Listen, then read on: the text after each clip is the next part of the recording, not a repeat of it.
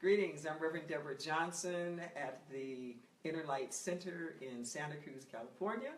And I am so pleased to have with me my friend, my mentor, my colleague, Micheal Bernard Beckwith from the Agape International Center in the Los Angeles area, who has come to help Inner Light celebrate our 20-year anniversary. Kickoff event is tomorrow, January the 21st, Saturday at 1 p.m. here at the Inner Light Center, 5630 SoCal Drive in SoCal.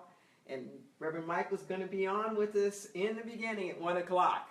We'll be having dinner and also a concert with Gary Floyd and Jamie Lula in the evening at 7.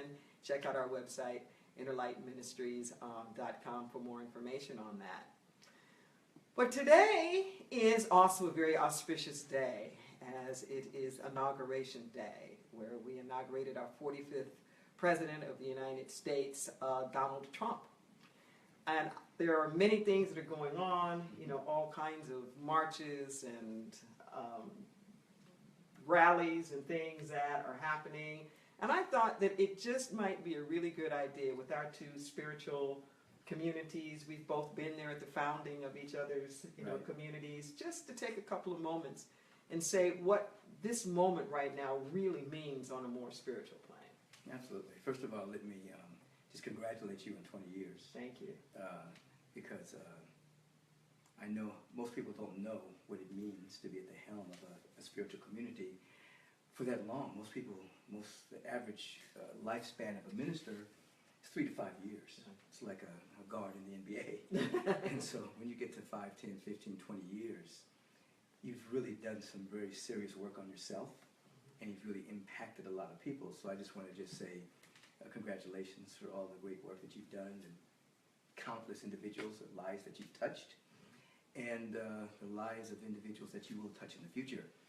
And as you indicated, I don't think it's accidental that we're celebrating your 20 years at the same time we're in this period of inauguration, particularly with all the contentiousness and the hate and vitriol and all the things that went around the election process, as well as what has come out of what is now our president. I think that communities such as ours vibrationally are to be the antidote to the separation that has occurred, the antidote to the hate, the antidote to the misogyny, the homophobia, the race baiting in terms of Muslims, in terms of black people. We stand with a very strong example of what diversity and inclusivity look like under the frequency and the vibration of love. And so we can't undo what has happened. But when you say, how do we look at this spiritually, this didn't happen accidentally. No. You know, people have been meditating and praying for years for such a moment as this, in which that which needs to be cleaned out, so to speak, chemicalized, can rise to the surface, so we can see it very clearly and begin to not ask, what is this year going to bring, or what is the next 2 years going to bring, or what is the next 4 years going to bring. That's not the question for the spiritual adepts. The question is, what are we going to bring? Exactly. What are we bringing to this year? What are we bringing to the next 2 years? And if we ask that question individually and collectively as a community, we're going to come up with strategies, plans, possibilities, scenarios, and very importantly, we're going to come up with qualities that we want to embody, to bring into this field at this particular time. And that's what the spiritual community does. It's not woe is me. You know, it doesn't hang out in what's wrong, who's to blame. It hangs out with possibility. Clearly defined, articulated possibilities. What am I going to bring to this right now? Exactly. And if we begin there, the universe, being an instrument of the infinite mind, will lead, guide, direct, protect us into the next stage of human evolution. Not just nationally, right?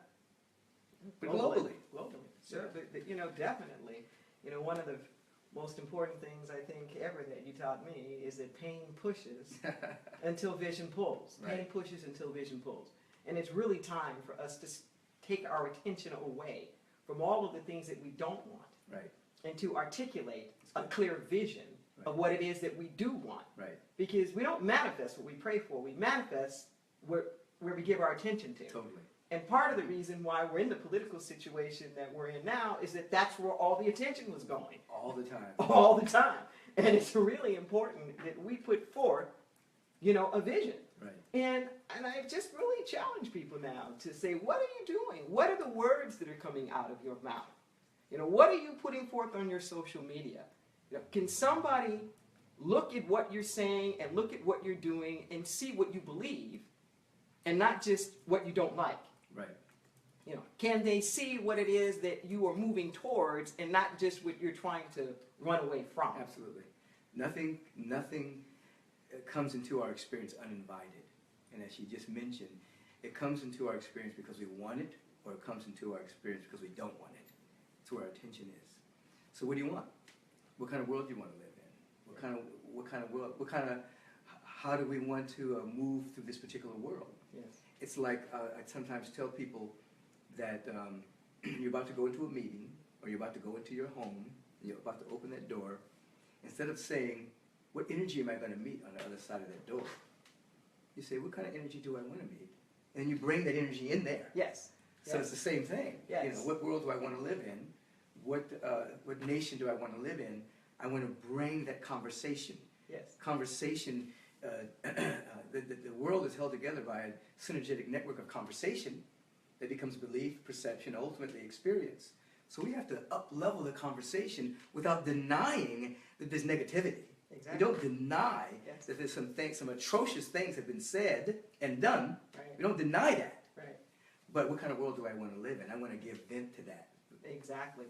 Yeah. There are a couple of things that you said that are just so pertinent, that the real issue now is not about issues. The real issue is about frequency. It's about vibration. True.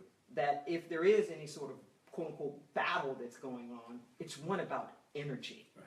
And we have to recalibrate. Right. And it's not in an otherness, it's not in a divisiveness, but going back to our own internal natural frequency as spiritual beings and allow that to be what we put forth. Because we can't afford to go too much lower. No. I mean, we really have to elevate. No. There's a concept that comes up in my series, the Spirit Letters, Letters from the Infinite, Right. about the difference between into and unto. Mm-hmm. And it says when you're moving into something, you are acutely aware of how what you're moving into is going to impact you. Right. So we actually choose to move into things like relationships or educational opportunities or whatnot, because somehow or another we're going to be different on the other side. But unto is the reverse. Unto is where you take everything with you. Right. And you transform the environment. That's what I'm talking The about. environment responds to who you are and what you bring. That's it. So, we need to get away from this. What are we moving into? Like, what's going to happen? No, we have to move unto this day. Right. This is a beautiful, beautiful moment. And what I want us to remember Yeah, and is, I want you to say that again, because people are now, they're in fear. I know they're in fear. Worry, doubt, uncertainty, and we're calling this moment beautiful. It's a moment in which something can be born out of the seeming chaos as we move unto. Yes, and it can't be any other way. Right. That's the thing. Right. That's what we really have to understand. It really cannot be any other way. There is an opportunity here now to really be everything that we have said that we wanted to be. But anytime you're moving in a direction, everything unlike that There it is. has to come up to be clean. There it is. So if I'm trying to get clean and sober, for example, I'm going to have to go deep down into the shadow sides Right. of myself that have me in addiction. Right. Deep down into whatever those conditions that I have placed, upon my lovingness. Absolutely. So, unbeknownst to so many of us, we've actually prayed this moment in. This is for such a time as this. For such a time as this. This is it. That all of our attention on wellness, on wholeness, on transformation, on a pluralistic society. Yeah. In order to have that, we have to get out of denial that there are all these other things that need to be cleaned up. And now is the time to open up the door Is it? and to clean it up. And to not project it on somebody else Right. as their problem, No. their shadow. It's all of us. Right. It's all of us. And It's all of us. we're using the word spiritual. We're not using the word religion. No. It's not religiosity. When you understand the depth of your spiritual nature and how powerful you are, you're not just an incy-wincy little tiny being. You have the full power of the Spirit within you. And the Spirit has not been touched or tarnished by this human experience. Exactly. The Spirit has not been touched or tarnished by this political event. Yes. It's unencumbered. So in order for us to make a mighty difference, what we're called to do, everyone that's in the earshot of us chose to be here at this time in human history. It's not accidental. You weren't pushed into an incarnation. You chose to incarnate at this time in human history, which meant you chose to bring something. You chose to bring a gift, a talent, a capacity, a point of view, a conversation. Now is the time to stand up, not become religious, but to open yourself up to the depth of your nature and allow the chemicalization process to take place. Now, we're not going backwards. The universe doesn't go backwards. No. So all of the gains that have been made in the globe, in our society, are not going to suddenly go backwards. The universe doesn't operate like that. You see last stands of old paradigms rising up. But the unfoldment is going to continue. Please be aware, and remember this too. Just speaking in terms of the individual who's elected president, that there's no mandate there behind the vitriol and the hate and the things that came out of his mouth. He lost over 3 million votes, and then there were 7 million other individuals who voted for other candidates. So most of the people wanted to see something different. So when you think about the fact that most of the people wanted to see something different, it's time now for most of the people to begin to walk in that direction vibrationally. Yes. With a higher frequency, and then watch the miraculous begin to take place when all of our frequencies are vibrating at such a high level. Watch what happens. Something we can't even imagine will begin to take place if we lift our frequency to that level. And we're kind of daring you to do that. We're encouraging you to do that. Yes. We're saying try it and see what happens. For many of our friends who are out marching today and tomorrow, definitely make your stand. Make the stand in love. Be the vibration of peace and clearly articulate the world you want to live in. Don't just articulate what you don't want. Articulate what you do want, the world you want to live in. Let that be more precise than what you don't want. And then do the inner work where you are vibrationally hanging in that particular world. So the invisible world exists, and then it becomes visible if we're all able to hold that particular octave. Exactly. Now is the time to be in hope. We need hope. And I find that those 4 letters really capture it all in hope, H-O-P-E. We need to keep our heart open. We need to perceive possibilities and stay engaged. Yeah. Heart open, possibilities, engagement. It'll help you get some hope. It'll help you keep your hope. And perhaps the last thing I just want to say here is that as we go forward, embody, be the change you want to see. We can't meet divisiveness with divisiveness. We can't meet denigration with denigration. Separating from the separatist is just more separation. So when you have this vision, make sure that it is a vision that's big enough to include everyone. That's right. A heart as big as the world. A heart as big as the world. And I want to say how much I'm really looking forward to our time tomorrow at the kickoff celebration of our 20-year anniversary here. It was just down in Agape a few weeks or so ago. We were celebrating 30 years, and I had the pleasure of being part of the beginning of the Agape, International Spiritual Center in the LA area. And I love you. This- We are here this- for this- such a time as For this. such a time as This this, is an exciting time. you've been called. Answer. Keep hope alive. So I think, we wanted to continue this conversation because some other things bubbled up. And one of the things we think is very important, that when you look at individuals who embraced and voted for Mr. Trump, oftentimes we want to create a monolithic viewpoint of the individuals who did that. We want to say all of them are racist, all of them hate Mexicans, all of them hate gay people, all of them hate black people, all of them are misogynistic. And that would be very far from the truth.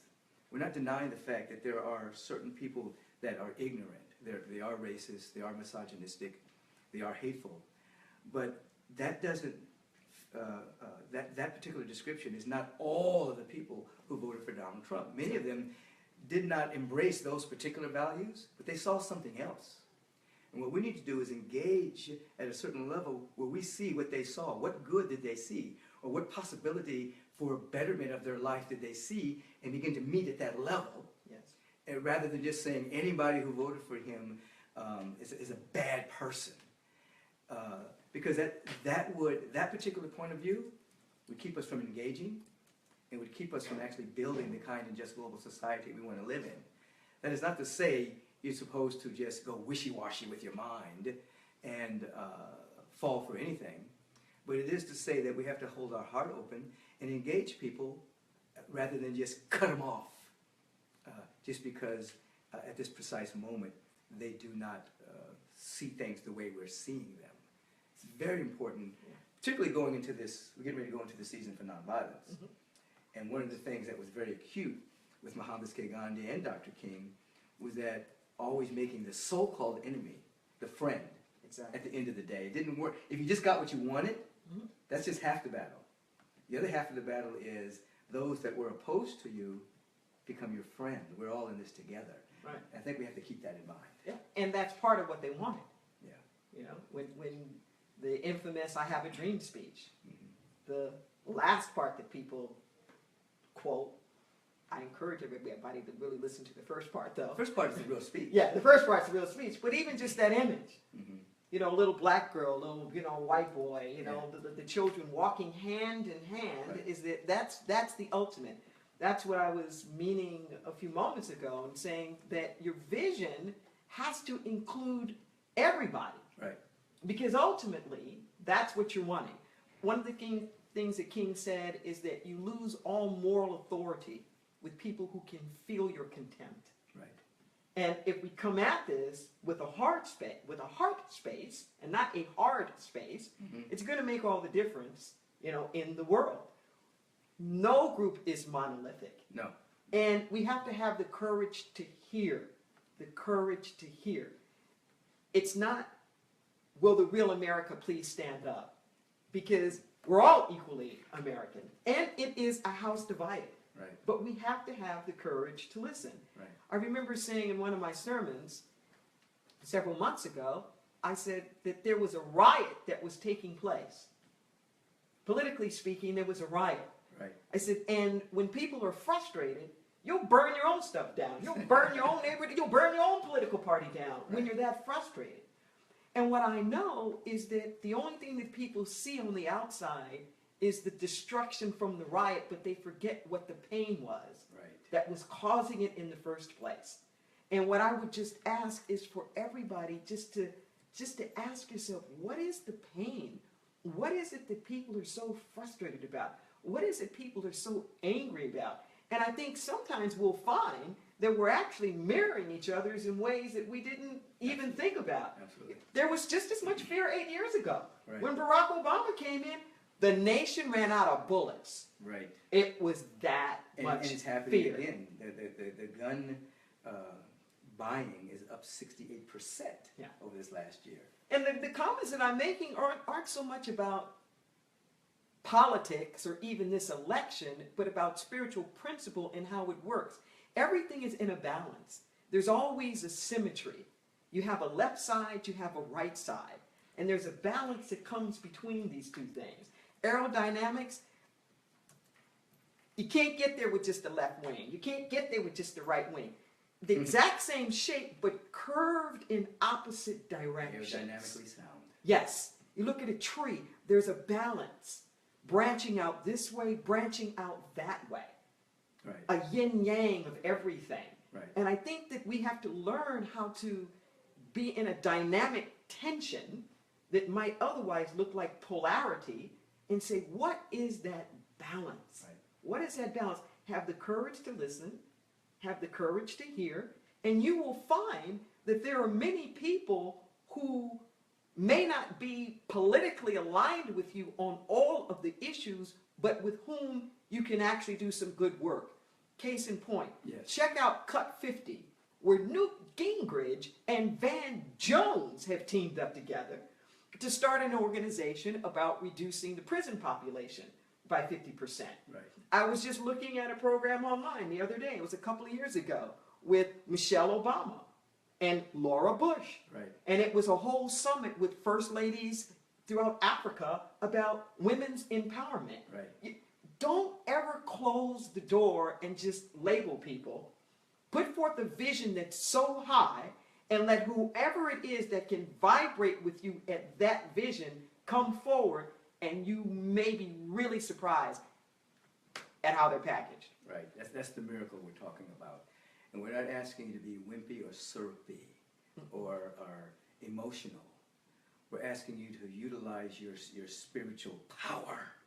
Stand up for what you believe, but don't leave anyone out or cross them out because they disagree with you. That's what's been happening to many people. We've been crossed out. We don't want to do the same thing. Exactly. We want to embrace and rise, rise and embrace and rise, and actually see and live in the world that we can begin to vision now. Yes. This is our time. This is our time. Let's do it. Let's do it. Thank you. Thank you for tuning in. Thank you. Are there any other questions on there? I think you guys answered them all. Okay. Yeah, you guys did great. Peace and blessings, Peace and everyone. blessings.